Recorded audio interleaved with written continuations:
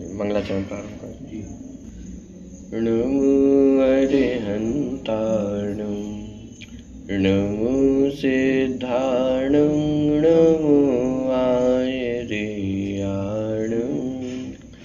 नमो वच्छायाणं नमो लोये सवसावुणं। मंगलम भगवान वीरो मंगलम गौतमो गणी मंगलम कुंद कुंदाद्यो जैन धर्मोस्तु मंगलम। सर्वमंगल मांगल्यम सर्वकल्याणकारकम प्रधानम सर्वधर्माणां जैनम जयतु शासनम्। वंदितु सर्वसिद्धे धूमचलमणोमवं गतिं पत्ते वोचामि समय पाहुड नमो सद्केवली भणितम्।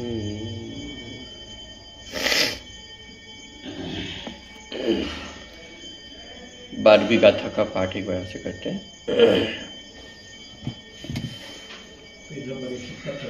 117।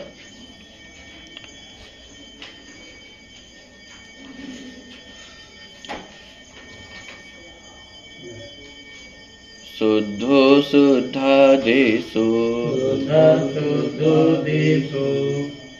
शुद्धो शुद्धादेशो शुद्धा शुद्धो नहीं चलिए। शुद्धो शुद्धादेशो नादवो परम भावदर्शिं व्यवहार देशिदापण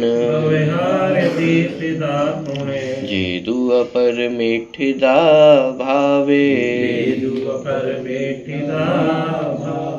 परम भावी को जो प्राप्त है वे तो नहीं ज्ञाता है। जो रहे अपरम भाव में व्यवहार से उपदेश है।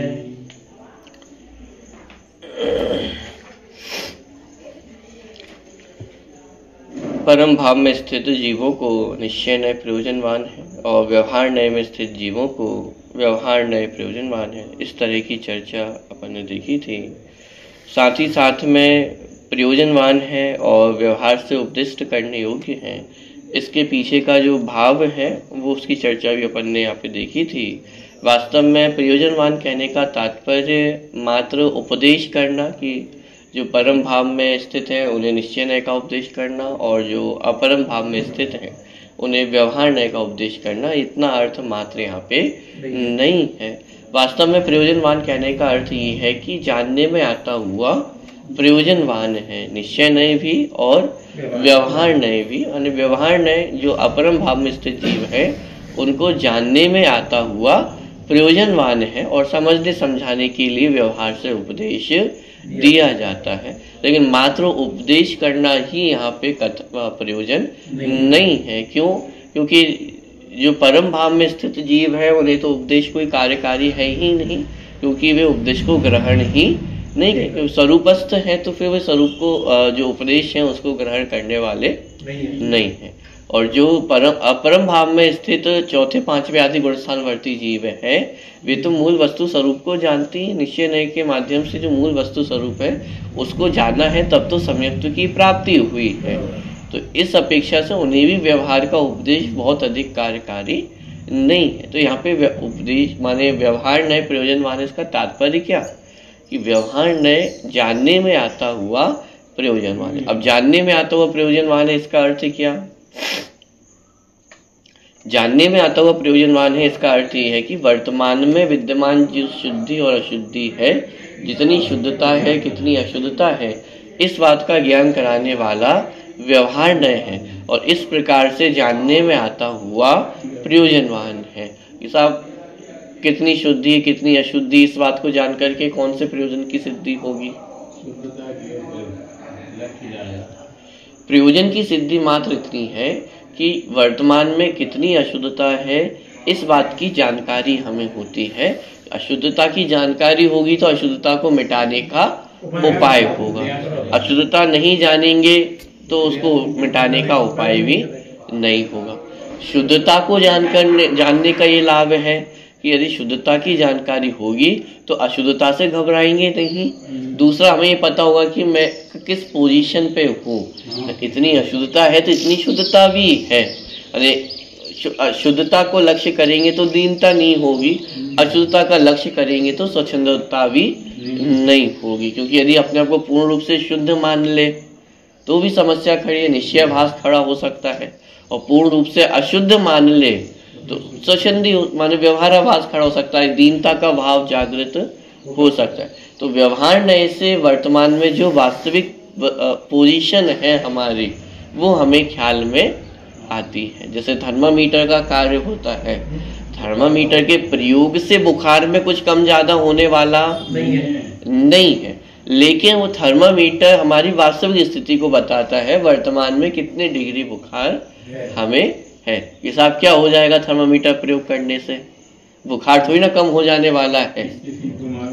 अरे लेकिन स्थिति तो मालूम पड़ेगी कि अब बुखार कितना बचा हुआ है, कितनी दवाई की आवश्यकता है, कितना सही हुआ है, इस बात की जानकारी वो थर्मामीटर कराता है। उसी तरह व्यवहार नहीं भी मान लीजिए हमारा थर्मामीटर है, मोक्ष मार्ग में हमारा थर्मामीटर है, हमें बताता है कि कितनी अशुद्धता विद्यमान है, कितनी शुद्धता विद्यमान है। तो इस प्रकार जानने में आता हुआ व्यवहार नए प्रयोजनवान है। कल एक और चर्चा अपन ने देखी थी, वर्तमान में राग है ये अलग बात है, लेकिन राग करना चाहिए। हम ये निष्कर्ष निकाल लेते हैं कि वर्तमान में राग है तो फिर वो उपादेय है। मोक्ष मार्ग में जितना राग है वो कैसा है? उपादेय है। उसे हम उपादेय मान लेते। समस्या यहाँ खड़ी होती है, मोक्ष मार्ग में राग पाया जाता है, लेकिन मोक्ष मार्ग में पाया जाने वाला राग उपादेय हो, क्योंकि मार्ग तो वीतरागता का ही है। उस वीतरागी मार्ग में राग भी धर्म हो जाए ये तो संभव नहीं है।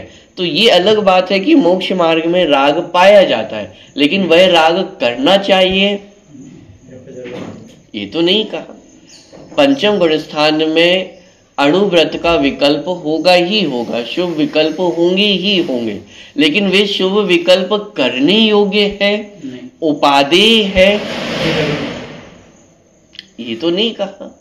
इसको भी चरणानियों की जब अपन शैली देखते हैं, अणुव्रतों का उपदेश डायरेक्ट नहीं दिया। क्या सबसे पहले जिनवाणी में मुनि दीक्षा का ही उपदेश दिया, संपूर्ण पापों के त्याग का ही उपदेश दिया। फिर ये दूसरा मार्ग निकला कि यदि संपूर्ण पापों का त्याग नहीं कर सकते हो तो अणुव्रतों का पालन कर। माने अणुव्रतों का पालन करना तो आचार्यों की दृष्टि में कभी भी मुख्य उद्देश्य रहा ही नहीं है। आप जितने चरणानियों के श्रावकाचार्य ग्रंथ उठा करके देखेंगे, सबसे पहला उपदेश तो महाव्रत अंगीकार करने का ही दिया है, संपूर्ण पापों को त्याग करने का ही उपदेश दिया। अब क्योंकि संपूर्ण पापों का त्याग नहीं हो पा रहा है, परिस्थिति वश, कमजोरी वश, तो फिर क्या करो? अणुव्रतों का पालन करो। और अणुव्रतों का पालन भी यदि नहीं हो पाता है तो कम से कम अन्य अनिति अवक्ष का त्याग तो होना ही चाहिए। माने उपदेश की शैली आपको ख्याल में आ रही है। लक्ष्य उद्देश्य चौथे पांचवें गुण स्थान में अटकाने का है ही नहीं। बात तो उत्कृष्टता की ही की जाएगी। अब लेकिन यदि वह उत्कृष्ट दशा प्राप्त नहीं हो पा रही है तो फिर इनको भी प्राप्त माने इनको अंगीकार करो। लेकिन इनको अंगीकार क्यों करना?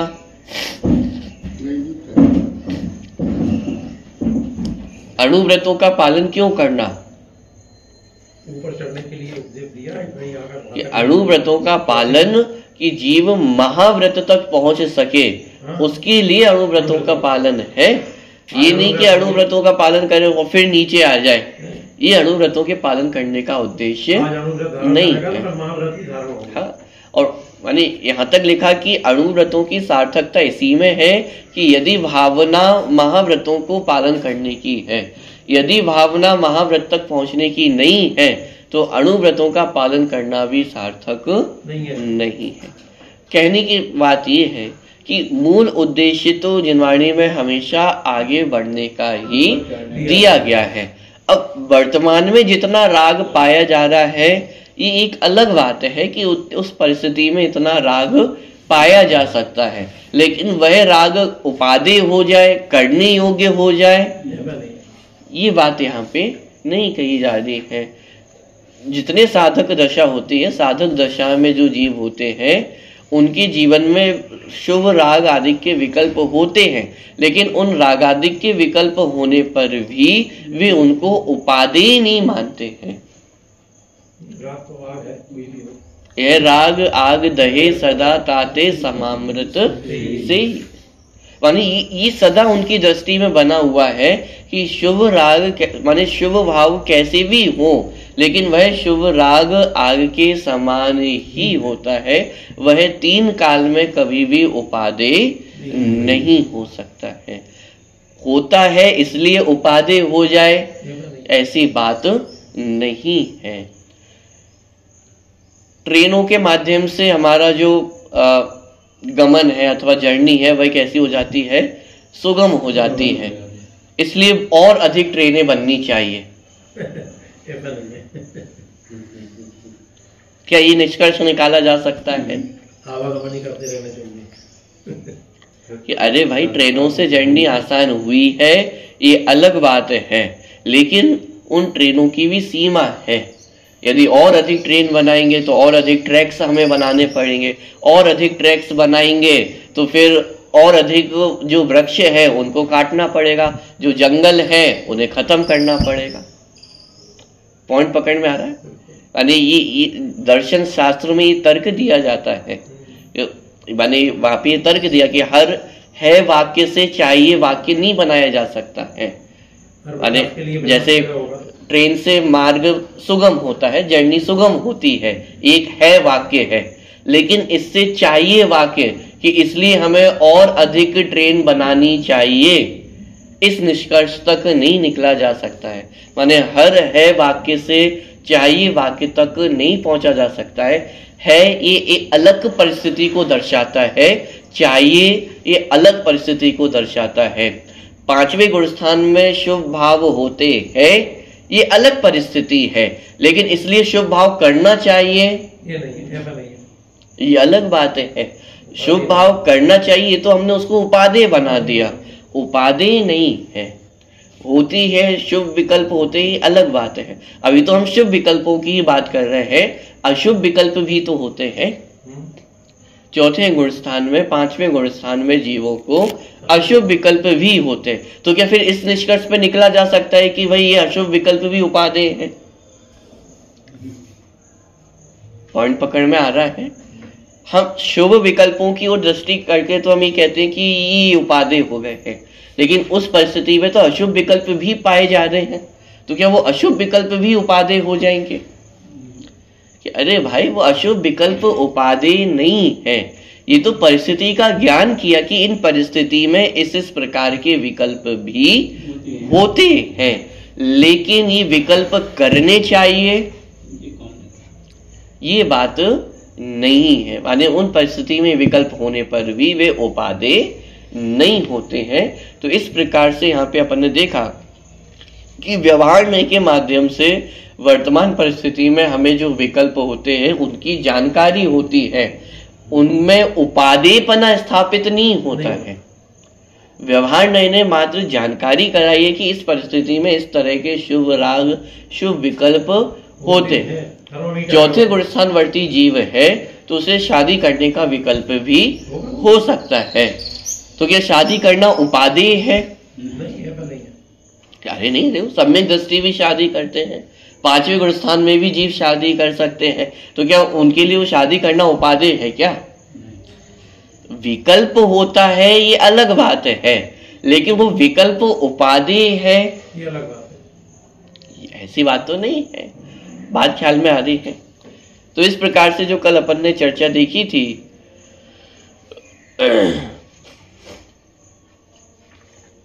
पृष्ठ क्रमांक 128 पे ये संपूर्ण चर्चा कल अपनी हुई थी, जिसको अपन ने यहाँ पे देखा है। ऊपर का एक पैराग्राफ में पढ़ रहा हूँ तो उससे संपूर्ण जो निष्कर्ष है वो अपना निकल आएगा, फिर आगे की चर्चा प्रारंभ करेंगे। पृष्ठ क्रमांक 128 सबसे ऊपर। इस प्रकार इस 12वीं गाथा में यह कहा गया है कि व्यवहार नए अभूतार्थ है, असत्यार्थ है, तथापि क्या व्यवहार नए अभूतार्थ है, असत्यार्थ, ये 11वीं गाथा की चर्चा। तथापि वह भी कभी कभी किसी किसी को प्रयोजनवान है। किसको प्रयोजनवान है? जो अपरम भाव में स्थित जीव है उनको प्रयोजनवान है, लेकिन उनको भी सर्वथा प्रयोजनवान है क्या? तो उसके लिए आचार्य अमृत चंद्र देव ने शब्द का प्रयोग किया था तदात्वे, माने उस काल तक प्रयोजनवान है। पर अपरम भाव में स्थित जीवों को भी सर्वथा व्यवहार नए प्रयोजनवान नहीं है, मात्र उस काल में ही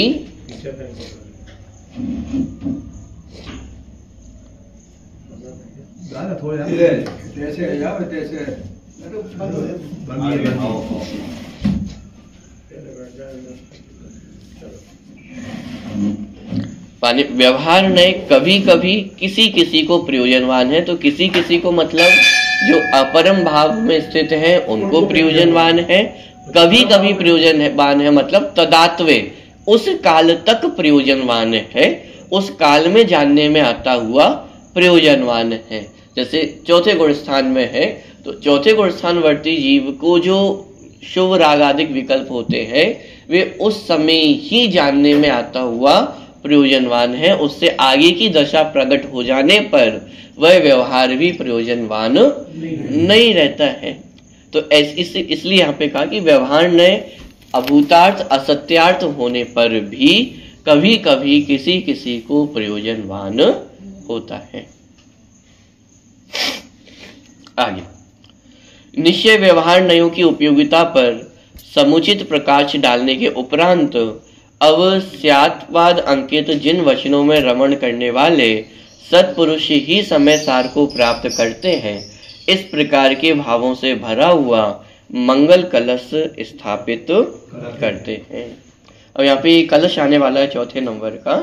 इस चौथे नंबर के कलश के माध्यम से ये कहा जाएगा कि निश्चय नय और व्यवहार नय, ये दोनों नयों में वास्तव में विरोध नहीं है, और जो हमें विरोधाभास प्रतीत होता है उस विरोधाभास को दूर करने वाले स्यादपाद से अंकित जिनवाणी के वचन हैं, और जो इन वचनों में रमण करता है वे ही जीव वास्तव में समय सार को प्राप्त करते हैं। अब यहाँ समय सार शब्द के भी दो अर्थ निकाले जा सकते हैं। एक तो समय सार का अर्थ वे शुद्धात्मा को प्राप्त करते हैं, माने जो निश्चय व्यवहार के विरोध को मिटा करके, विरोध को मिटाना मतलब वास्तव में विरोध है नहीं, लेकिन जो विरोधाभास प्रतीत होता है उनकी वास्तविक अपेक्षाओं को समझ करके दोनों नयों के जो स्वरूप को समझते हैं वे वास्तव में समय सार को प्राप्त होते हैं, माने शुद्धात्मा को प्राप्त होते हैं। ये एक अर्थ।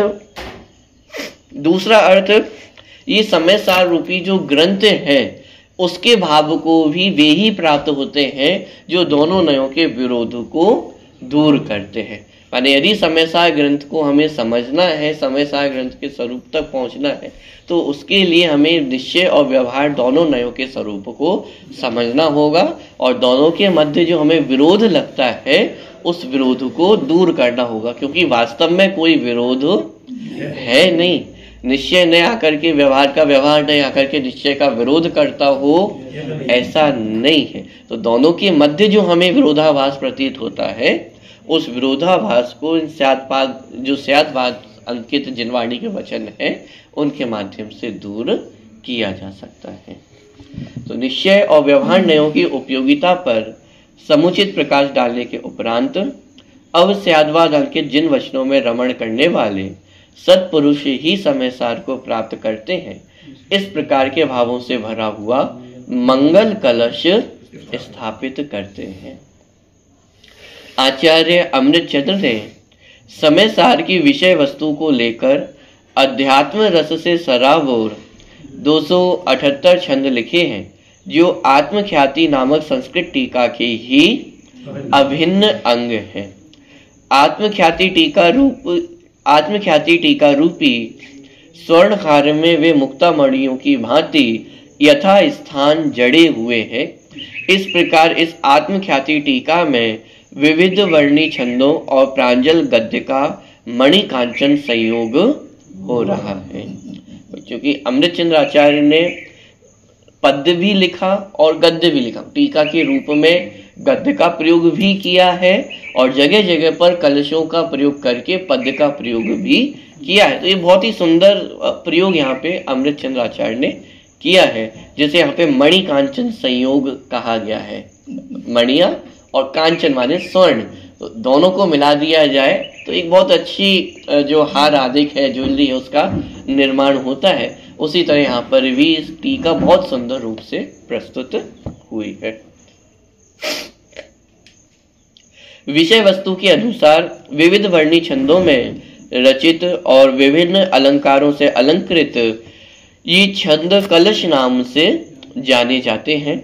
आत्मख्याति से सुसज्जित समय सार रूपी मंदिर के गगनचुंबी शिखर पर आरोहित ये कलश अपने आप में अद्भुत है, अजोड़ है। मान लो समय सार रूपी हमारा मंदिर है और उस मंदिर पर ये कलश विराजमान किए गए हो, एक प्रकार से उपमा यहाँ पे दी गई है। आत्मख्याति में तो वे तिल में तेल की भांति समाहित है ही, वे पृथक रूप से स्वतंत्र ग्रंथ के रूप में भी प्रतिष्ठित हो चुके हैं। आत्मख्याति संस्कृत टीका की भाषा टीका लिखने वालों ने तो उनका अनुवाद किया ही है, किंतु उन पर स्वतंत्र रूप से टीकाएं लिखी गई हैं। आत्मख्याति ग्रंथ माने आत्मख्याति तो अपने आप में एक टीका ग्रंथ है, माने मूल जो समय आचार्य कुंद की गाथाएं हैं उन पे टीका लिखी गई जिसका नाम है आत्मख्याति। लेकिन परवर्ती जो विद्वान हुए, आचार्य हुए, उन्होंने इन टीका पर भी टीका लिखी। कलश टीका हमें प्राप्त होती है, पांडे राजमल जी ने कलश टीका की, माने उन कलशों पे भी टीका, टीका के ऊपर भी टीका, माने इतना भाव टीका में भी भरा हुआ है। देखिए, जिनमें आचार्य शिव चंद्र कृत परम अध्यात्म तरंगिनी नामक संस्कृत टीका, ये माने आत्मख्याति पे ही जो टीका का कार्य हुआ है उसकी चर्चा। तो शिवचंद्र आचार्य ने परम अध्यात्म तरंगिणी नाम की संस्कृत टीका लिखी। कलश टीका नाम से प्रसिद्ध पांडे राजमल जी की बालबोध नाम की हिंदी टीका, पांडे राजमल जी ने कलश टीका की, माने जितने कलश हैं समय सार, माने जितने उसमें कलश पाए जा रहे हैं आत्मख्याति में, उन सभी कलशों की टीका लिखी। तो पांडे राजमल जी ने वह कार्य किया। उस टीका का नाम है बालबोध। तो बालबोध नाम की टीका लिखी। एवं अध्यात्म अमृत कलश नाम से प्रसिद्ध पंडित जगन मोहन लाल जी की स्वात्म प्रबोधनी नाम की हिंदी टीका उल्लेखनीय। ये जगन मोहन लाल पंडित जी की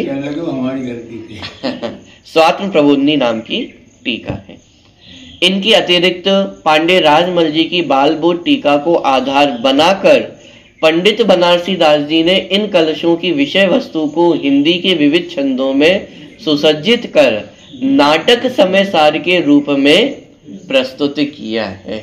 अब आत्मख्याति के कलशों पे टीका की पांडे राजमल जी ने, माने टीका की भी टीका, और फिर उस टीका को आधार बना करके बनारसी दास जी ने छंद लिखे जिसे नाटक समय सार कहा गया। माने आप देखिए कितना कार्य हुआ है। मूल आचार्य कुंद की गाथाएं, मात्र 2-2 पंक्तियां ही एक एक गाथा में, उसको आधार बना करके अमृतचंद्र आचार्य ने इतनी बड़ी टीका लिखी।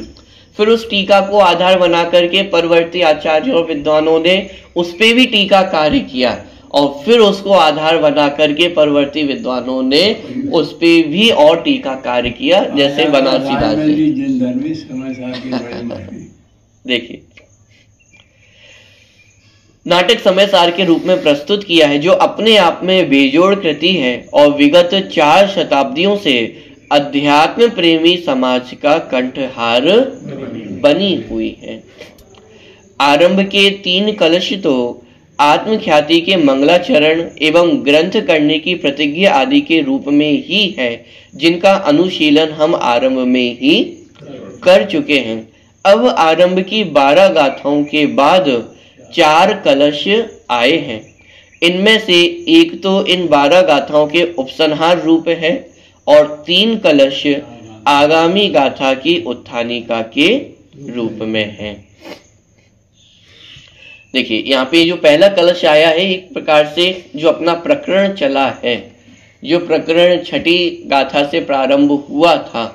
मूल निश्चय है कि जो चर्चा थी छठी गाथा से प्रारंभ हुई थी, प्रमत्वी नहीं है, अप्रमत्वी नहीं है, यहाँ से चर्चा प्रारंभ हुई थी छठी गाथा।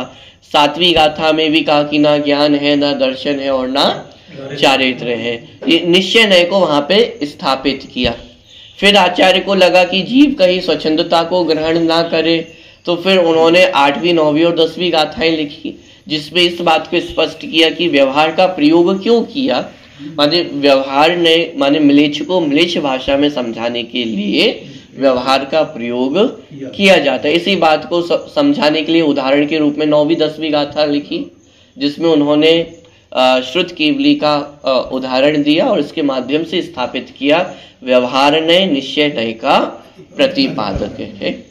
फिर उन आचार्य को यह आभास हुआ कि व्यवहार का इतना कथन कर दिया, 3 गाथाएं व्यवहार के लिए मैंने लिख दी हैं, कहीं जीव फिर व्यवहाराभासी ना हो जाए, स्वच्छंदता ग्रहण ना करे। फिर 11वीं गाथा में आकर के उन्होंने पुनः निश्चय नय को स्थापित करते हुए लिखा कि व्यवहार नय अभूतार्थ है और निश्चय नय भूतार्थ है, और भूतार्थ के आश्रय से ही संयुक्त की प्राप्ति होती है। फिर आचार्य को यह आभास लगा कि कहीं फिर जीव स्वच्छंदी ना हो जाए, क्योंकि स्पष्ट भाषा में उन्होंने लिखा व्यवहार अभूतार्थ है माने असत्यार्थ है, तो कहीं जीव व्यवहार को सर्वथा ही ना छोड़ दे, सर्वथा ही ना मान ले। फिर 12वीं गाथा उन्होंने लिखी जहां स्पष्ट किया कि कुछ कुछ जीवों को कभी कभी व्यवहार नय प्रयोजनवान होता है। तो ये कुछ कुछ जीव कौन से हैं कि जो अपरम भाव में स्थित है, उन जीवों को ये व्यवहार नय प्रयोजनवान होता है। तो ये छठी गाथा से जो प्रकरण प्रारंभ हुआ था वो 12वीं गाथा में आकर के पूरा हुआ है। एक तो इसमें आचार्य की सावधानी भी आपको दिखाई देगी कि विषय वस्तु का प्रतिपादन करते हुए आचार्य कितने सावधान हैं। उनको बराबर ये ख्याल में है कि जीव कहीं ना कहीं स्वच्छंदता ग्रहण कर सकते, और वो 5वीं गाथा से ही उनके मन में बैठा हुआ है कि यदि मैं चूक जाऊं तो स्वच्छंदता ग्रहण छल ग्रहण नहीं करना। ऐसा नहीं है कि आचार्य कुंद कुंद कोई चूकने वाले हैं या उन्होंने कोई चूक की है। एक तो अपनी लघुता प्रस्तुत की, दूसरा सावधान रहने की तरफ सजग किया है। यद्यपि आचार्य कुंद कुंद नहीं चूक रहे हैं, लेकिन यदि तुम भी समझने में चूक जाओ तो छल ग्रहण तो नहीं करना। वास्तविक जो मोक्ष मार्ग है, वास्तविक जो जिन धर्म है, उससे विमुख नहीं होना। माने इतनी सावधानी आचार्य ने बरती। और फिर स्वयं जब प्रतिपादन करने गए तो उन्हें जहां जहां लगा, 2 गाथाएं लिखने के बाद उन्हें लगा कि अरे कहीं स्वच्छंदता ग्रहण ना करे, तो फिर सावधान किया। सावधानी में भी उन्हें लगा कि स्वच्छंदता इसमें भी ग्रहण हो सकती है, तो वापस ट्रैक पे लाए। और फिर वापस उन्हें लगा स्वच्छंदी ना हो, फिर अंतिम 12वीं गाथा आचार्य ने लिखी।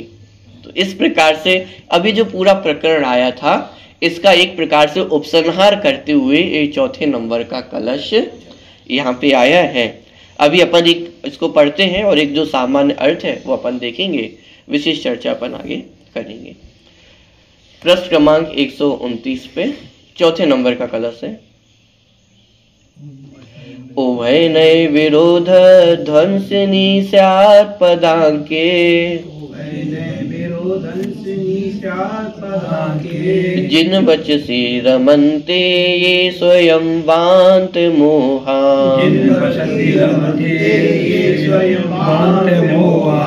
सपदि समय सारम ते परम ज्योतिरुच्चैः सपदि समय सारम ते परम ज्योतिरुच्चैः नवमनय पक्षा क्षुण्णमीच्छन्त एव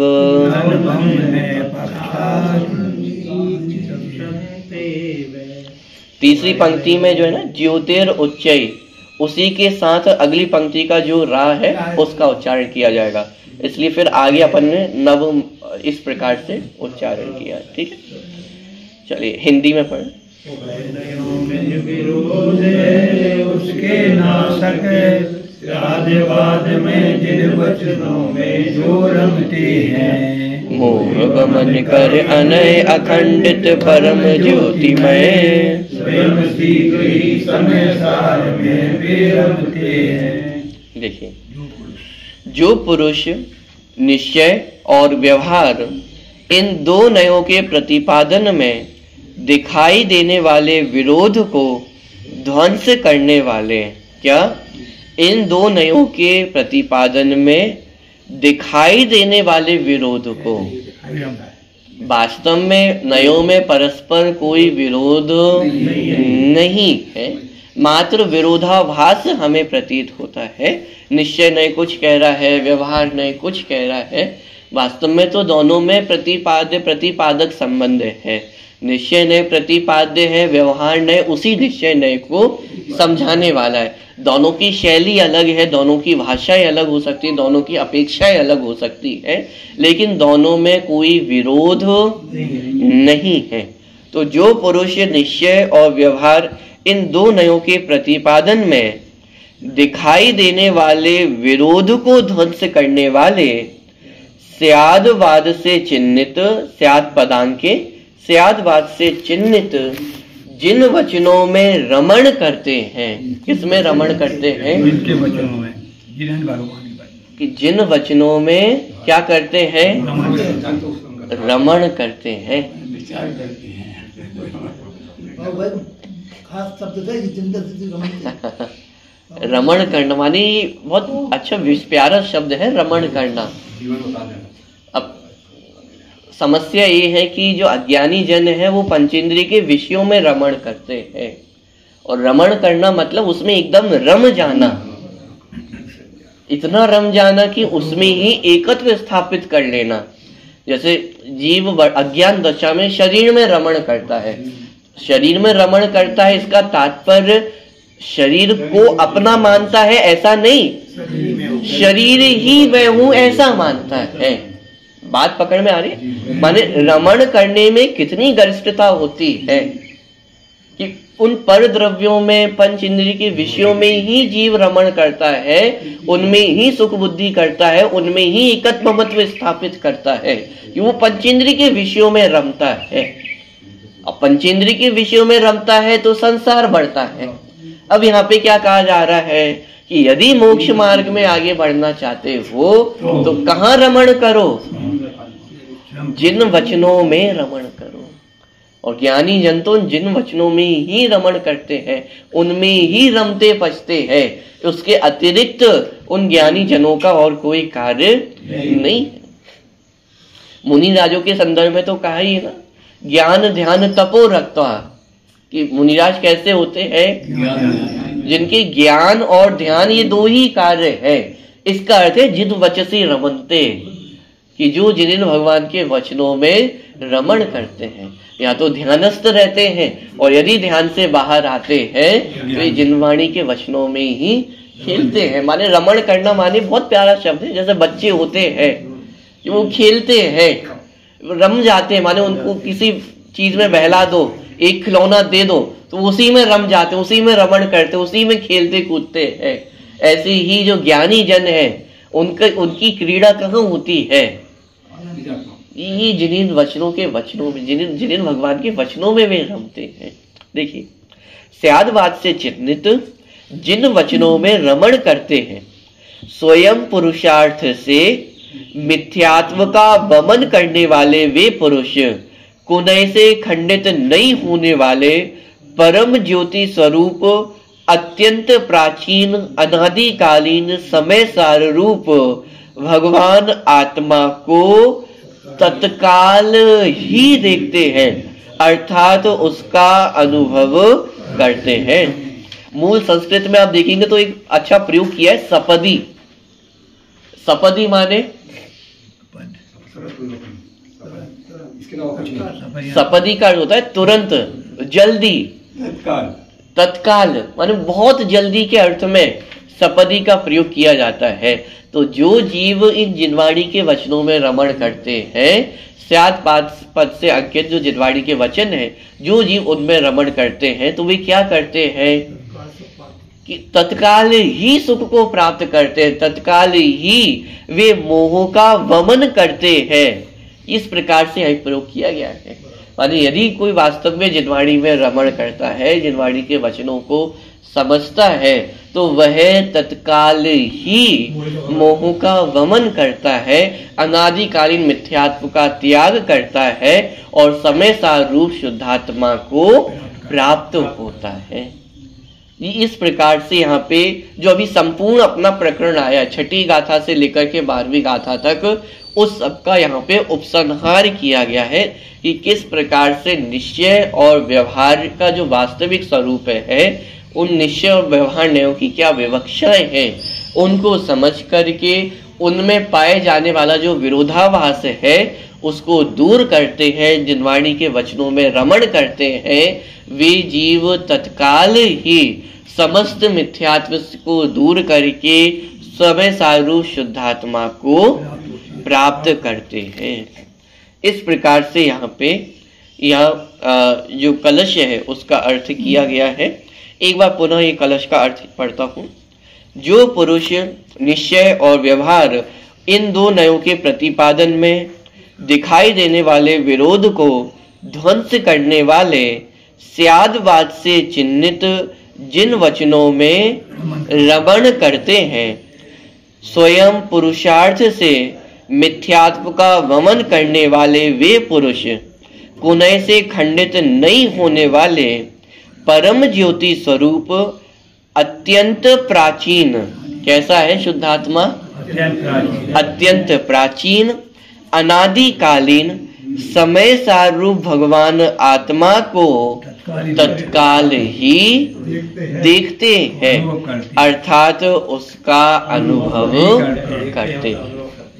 तो जो स्याद्वाद से अंकित जिनवाणी के वचनों में रमण करते हैं, माने जो स्वाध्याय करते हैं, वस्तु स्वरूप को समझते हैं, तत्व ज्ञान को प्राप्त होते हैं, ऐसे जीव स्वयं अपने पुरुषार्थ से मिथ्यात्व का वमन करते हैं, मिथ्यात्व से रहित होते हैं, और वे ही जीव अनादिकालीन जो ऐसा प्राचीन स्वशुद्धात्मा है उसको जानते हैं, उसको अनुभव करते हैं। इस प्रकार से यहाँ पे ये कलश की चर्चा ली गई है। एक पैराग्राफ और पढ़ते हैं। उक्त कलश में यह कहा गया है कि जो पुरुष जिन वचनों में रमण करते हैं वे तत्काल ही आत्मा का अनुभव करते हैं। यहाँ जिन वचनों में रमण करने का अर्थ मात्र जिनवाणी का पठन पाठन करना नहीं है। रमण शब्द का प्रयोग किया गया है, माने उसमें रमते हैं, उसमें पचते हैं, माने अपना पूरा जीवन किसमें समर्पित कर देते हैं? वो जिन वचनों में ही समर्पित है। और जिन वचनों में जीवन समर्पित करने का मतलब मात्र पढ़ना लिखना ही नहीं है, जैसा पढ़ा है लिखा है वैसा अपना जीवन बनाते हैं, कि समय सार को पढ़ते हैं और अपना जीवन भी समय सारमय बनाते। इसका अर्थ है रमण करना। देखिए विचार करें तो पाए। हाँ, कर विचार तो पाओ। यदि विचार नहीं है, स्वाध्याय मात्र इसका नाम नहीं है कि हम यहाँ 1 घंटे आ गए, हमने सुन लिया, इसका नाम मात्र स्वाध्याय नहीं है। यदि इससे आने से पूर्व विचार नहीं है, जाने के बाद यदि विचार नहीं है, तो ये स्वाध्याय वास्तव में स्वाध्याय नहीं, ये तो आपने पढ़ा और चले गए। मात्र पढ़ने का नाम, सुनने का नाम जो वाली करती है वैसे आप उसका चिंतन मनन गुणन करो तो आनंद आता। क्योंकि मात्र सुनना तो हमने समझ शरण में जाकर के साक्षात तीर्थंकर भगवंतों की दिव्य ध्वनि भी सुनी है, तो मात्र सुनने का नाम ही स्वाध्याय नहीं है। देखिए, यहाँ जिनवाणी में रमण करने का अर्थ मात्र जिनवाणी का पठन पाठन करना ही नहीं है, अपितु जिनवाणी में प्रतिपादित शुद्ध नय के विषयभूत त्रिकाली ध्रुव नित्य अखंड अभेद एक निज भगवान आत्मा में अपनापन स्थापित करना, उसे ही निज जानना और उसमें जमना रमना है, क्योंकि आत्मानुभव करने की यही प्रक्रिया है कि उस शुद्धात्मा तक पहुंचना, उस शुद्धात्मा का श्रद्धान होना, उस शुद्धात्मा में रमण होना, ये वास्तव में जिन वचनों में रमणता है। मात्र पढ़ने लिखने का नाम, सुनने का नाम जिन वचनों में रमण करना नहीं है। तो यहाँ पे यही प्रेरणा दी जा रही है कि हम और आप भी इन जिनवाणी के वचनों में रमण करें। जिनवाणी के वचनों में रमण करके जितना विरोधाभास है उसको दूर करें। यदि विरोधाभास दूर नहीं हो रहा है, इसका मतलब अभी जिनवाणी के वचनों में रमण नहीं किया है। जिनवाणी को पढ़ने का अर्थ ये है कि जिनवाणी के वचनों को पढ़ करके अपना प्रयोजन सिद्ध करें। यदि हम अपना प्रयोजन सिद्ध नहीं कर पा रहे हैं, इसका मतलब अभी हमने जिनवाणी को पढ़ा ही नहीं है। वास्तव में जिस दिन हमारे प्रयोजन की सिद्धि होगी, उस दिन वास्तव में कहा जाएगा कि हमने स्वाध्याय किया है। तो इस प्रकार वास्तविक जो स्वाध्याय का स्वरूप है उसको समझे और समस्त नयों के विरोधों को दूर करके स्वशुद्धात्मा को प्राप्त हो, इसी मंगल भावना से अभी की बात को पूरी करते स्वरूपी अविनाशी में आत्मस्वरूप, सहजानंदी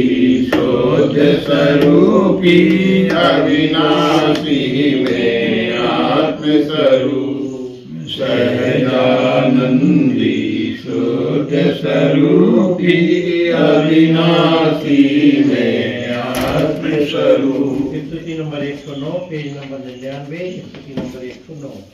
परम उपकारी जिनवाणी सहज ज्ञायक बताया है, निर्वाय अंतर में परम आनंद छाया है।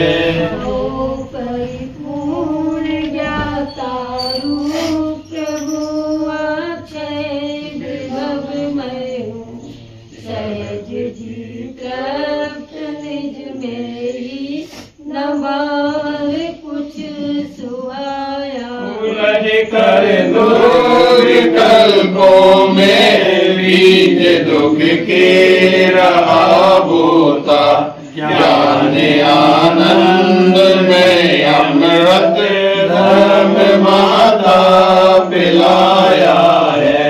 नहीं अभिलोक की चिंता, नहीं कर्मों कवय किंचित, निष्काम दुर्व्यायक अहो दृष्टि में आया। मिटी भ्रांति मेरी शांति, तत्व अनिकांत में पाया, सार विराग का पाकर शीश सबने नवाया है।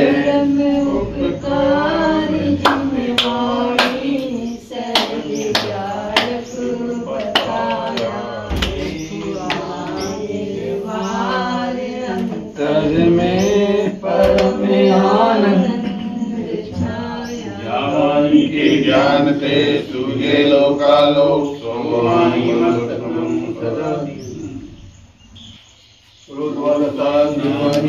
माता की जय, जय धर्म की जय।